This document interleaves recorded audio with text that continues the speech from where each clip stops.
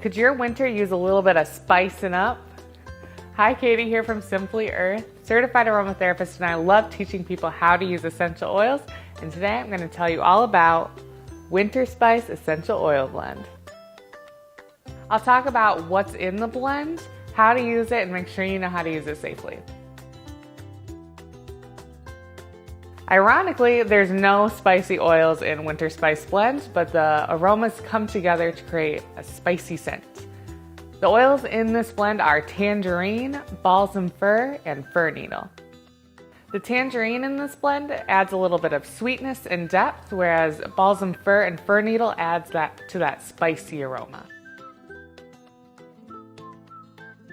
So let's talk about how to use this blend. My favorite way to use Winter Spice is to put it in the diffuser and create a wintry atmosphere. The oils in this blend help support breathing easier and add energy, so it's a great oil to have in the diffuser when you have people over.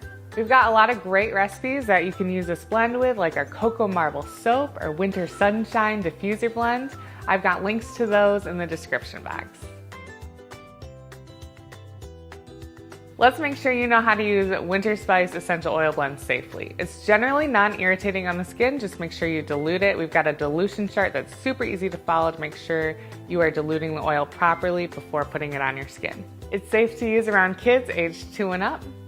You'll want to avoid using this oil around pets, as pine can be toxic to dogs and cats. Whenever you're using essential oil around a pet, make sure to leave the door open so your pet can leave if the aroma disturbs them. I'm Katie, thanks for watching. Remember to hit subscribe for more great videos to learn how to use essential oils.